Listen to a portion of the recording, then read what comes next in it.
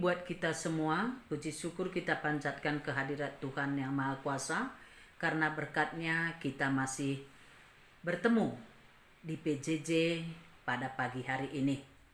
Sekarang kita mulai pembelajaran bahasa Indonesia. Buka halaman 46. Ciri-ciri kebahasaan teks eksposisi. Sebelumnya kita sudah membahas tentang teks eksposisi. Bagaimana unsur-unsurnya.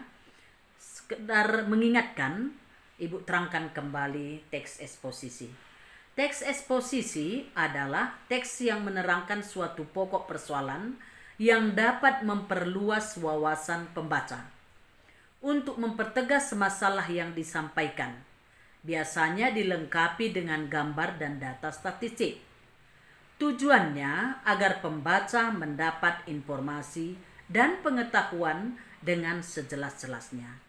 Itu teks eksposisi. Sekarang yang kita bahas ciri-ciri kebahasaan teks eksposisi.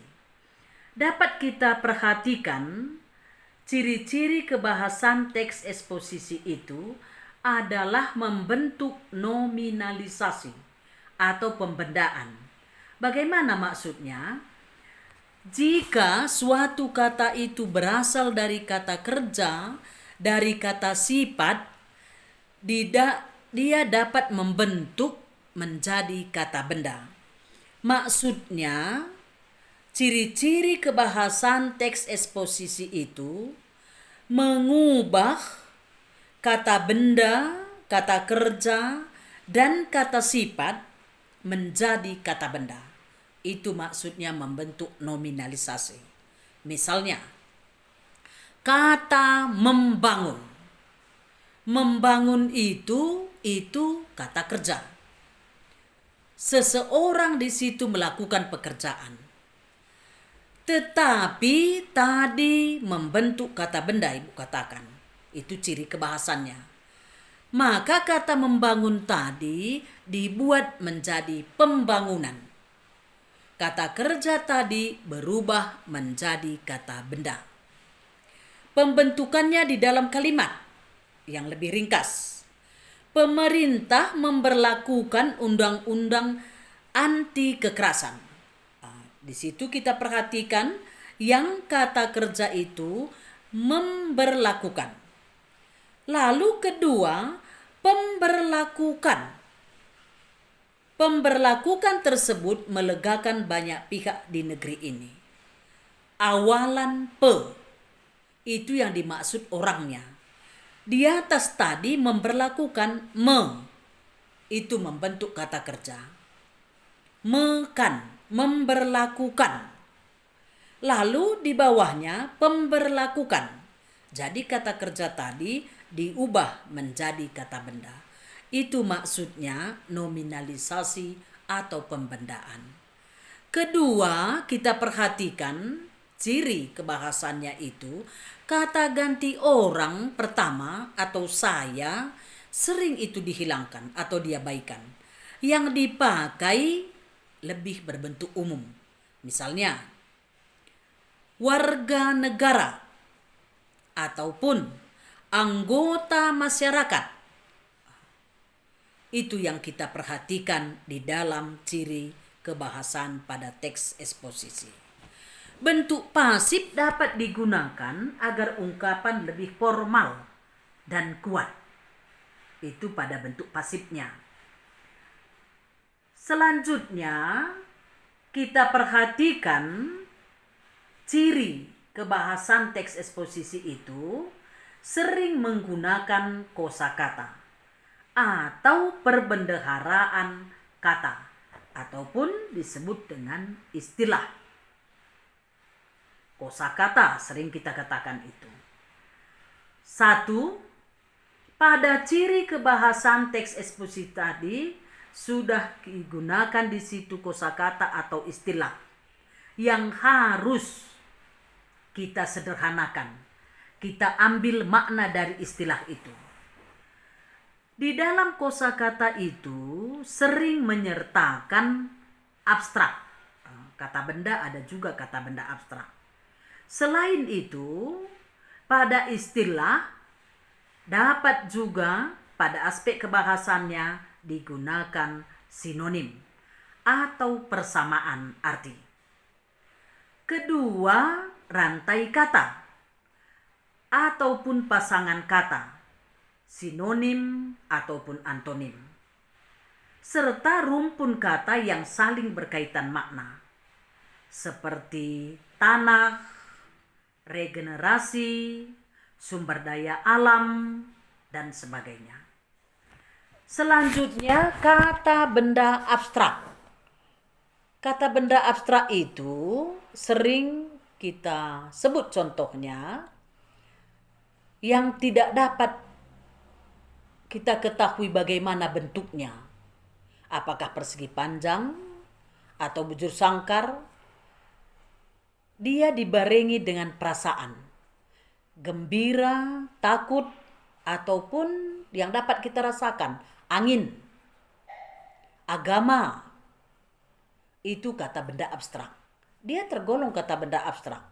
Walaupun kita tidak dapat melukiskan bagaimana adat itu, bagaimana agama itu, bentuknya, tapi dapat kita rasakan dan dapat kita ketahui.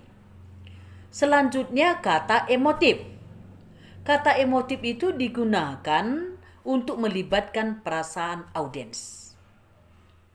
Seperti penggunaan sumber daya kita secara berlebihan akan menghancurkan tanah. Penggunaan sumber daya secara berlebihan dapat menghancurkan tanah. Selanjutnya, pada aspek kebahasaannya menggunakan konjungsi. Konjungsi itu merupakan suatu kata yang dapat menghubungkan bagian satu dengan bagian lain. Bagian-bagian setiap teks. Contoh konjungsi, misalnya boleh kita gunakan kata pertama kali, akhirnya, atau oleh sebab itu. Atau boleh kita gunakan di pihak lain.